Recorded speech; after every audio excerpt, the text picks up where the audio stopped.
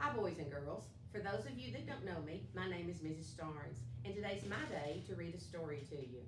I was looking at the other teachers who were reading to you, and they were reading to their family, to their babies, to their pets. Well, I asked my dog if I could read to him, and he's a 65-pound dog. He is not a lap dog. And I asked my cats, and they said, no way, they wasn't sitting still long enough to have a book read to them.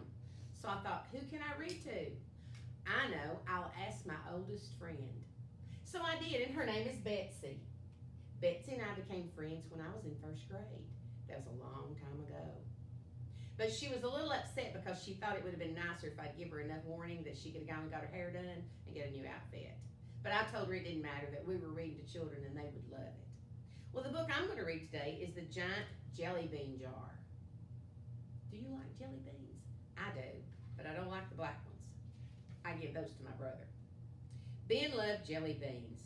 He loved going to JoJo's jelly bean shop. Every weekend, JoJo had a contest. JoJo read a riddle and said, guess which jelly bean flavor is the answer to my riddle. The person with the right answer won a jar full of jelly beans. Every Saturday, Ben went to JoJo's shop with his sister Jill. Yum, said Ben. Today I'm going to win that jar. You say that every week, Jill said. It was hard to win the prize.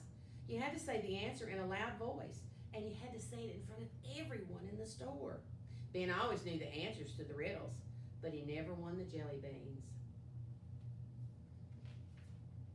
You're too shy, Jill said every week. She told him to raise his hand high and to speak loudly. Okay, Ben said quietly. Inside JoJo's shop, Ben and Jill passed jars and jars full of jelly beans. There were apple jelly beans, bubblegum jelly beans, and grape jam jelly beans. There were even popcorn jelly beans. JoJo stepped out from behind the counter. Hello, my friends, he called out. The kids cheered. Here's this week's jelly bean riddle, JoJo said.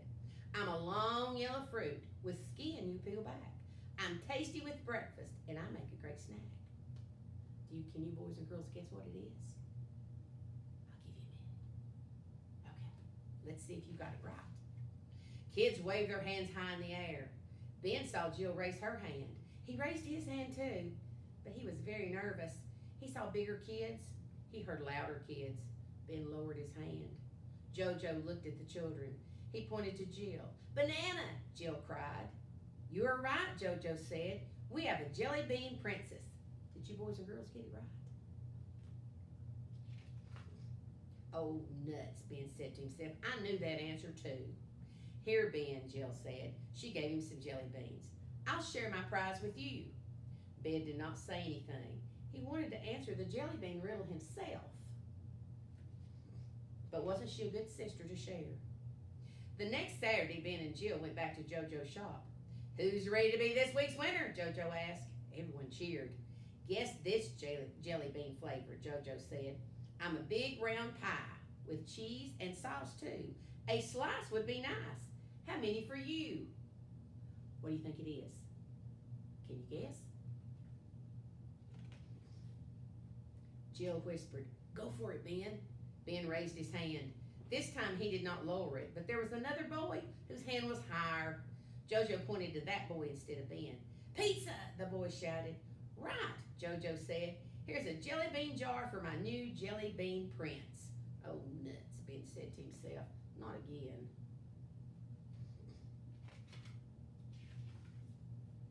Ben and Jill walked home together. Don't worry, Ben, Jill said. Next time you'll win for sure. The next Saturday, Ben and Jill went to JoJo's shop again.